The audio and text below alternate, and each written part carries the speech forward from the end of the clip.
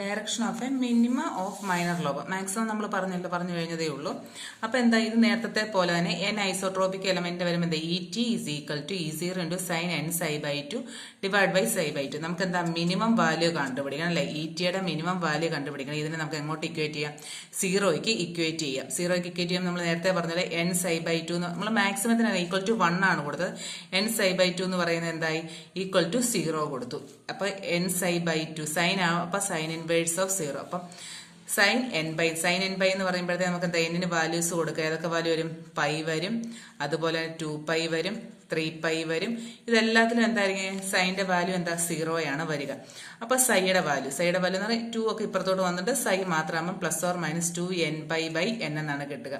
ഇതല്ലേ സൈ phase shift. നേരത്തെ പോലെ തന്നെ നമുക്ക് phase shift psi is equal to എന്നുള്ള വാല്യൂ കൊടുക്കാം.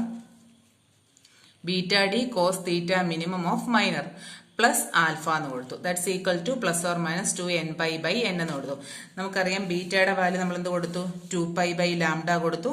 ആൽഫ നമ്മൾ ഓൾറെഡി പറഞ്ഞ പോലെ 0 ആണ്.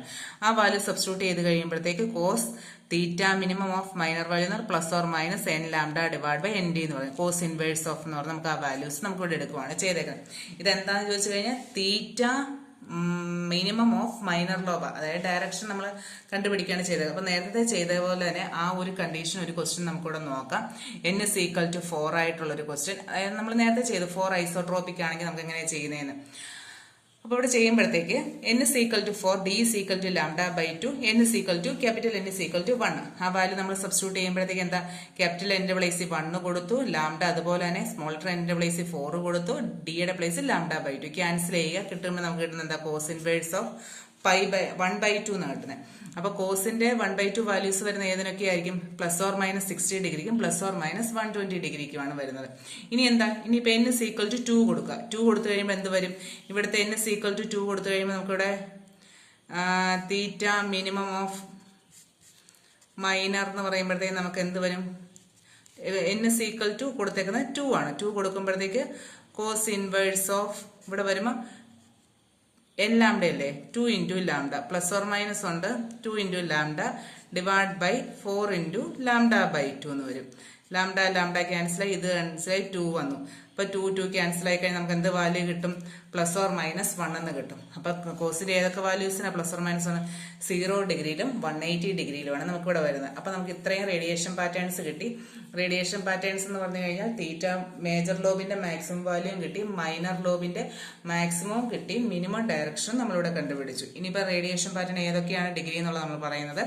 നേരത്തെ ഞാൻ പറഞ്ഞതുപോലെ തന്നെ തീറ്റ മാക്സ് മേജർ ലോബിന്റെ തീറ്റ മാക്സിമം എന്താ, 90 ഡിഗ്രിയിലും 270 ഡിഗ്രിയിലും. തീറ്റ മാക്സ് മൈനർ എന്താ വരുന്നത്, plus or minus 41.4 degree plus or minus 138.6 degree. ഇനി തീറ്റ മിനിമം ഇൻ മൈനർ ലോബി വരുന്നത് എന്താ, plus or minus 60 plus or minus 120, അതുപോലെ തന്നെ 0 ഡിഗ്രി ആൻഡ് 180 ഡിഗ്രി. ഇനി നമുക്ക് ഇതൊന്ന് റേഡിയേഷൻ പാറ്റേൺ ഒന്ന് നമുക്ക് നോക്കാം.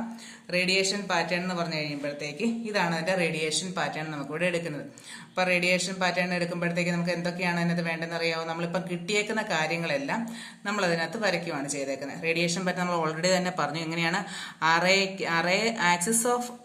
അറേ ആക്സിസിന് എങ്ങനെയായിരിക്കും, പെർപെൻഡിക്കുലർ ആയിട്ടായിരിക്കും റേഡിയേഷൻ പാറ്റേൺ വരിക. അപ്പൊ ഇതാണ് നിങ്ങളുടെ അറേ ആക്സിസ്.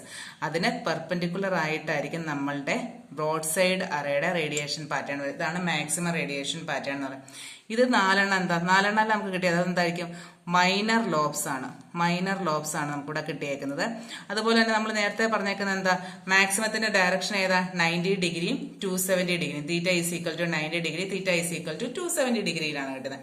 പിന്നെ മൈനർ ലോബ്സ് കിട്ടിയേക്കുന്നത് ഏതൊക്കെയാ, പിന്നെ നമുക്കറിയാം മൈനർ ലോബ്സിന്റെ മാക്സിമം വാല്യൂ ഏതിലൊക്കെ കിട്ടിയേക്കുന്നത്, 41.4 degree minus 41.4 degree minus 138.6 degree plus 138.6 degree. പിന്നെ നമുക്ക് കിട്ടാത്ത വാല്യൂ, അതായത് മൈനറിലെ മിനിമം ഏതാ, റേഡിയേഷൻ മിനിമം കിട്ടിയേക്കുന്നത് ഏതാ, 60 120 plus or minus 60 and 120 degree, അതുപോലെ 0 ആൻഡ് 180 ഡിഗ്രി. ഇവിടെയൊന്നും തന്നെ ഇവിടെയാണ് നമുക്ക് തീറ്റ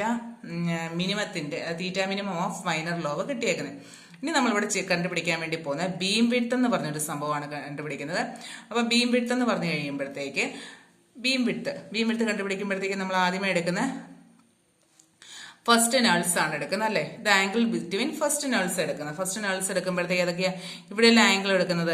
അപ്പം BWF എന്ന് പറഞ്ഞു കഴിയുമ്പോൾ എന്ത് വരും, ഇത് ആംഗിൾ ബിറ്റ്വീൻ ഫസ്റ്റ് നൾസ്. അത് നമ്മൾ എടുക്കുമ്പോൾ എന്താ 2 into angle between first nulls of a maximum of major lobe.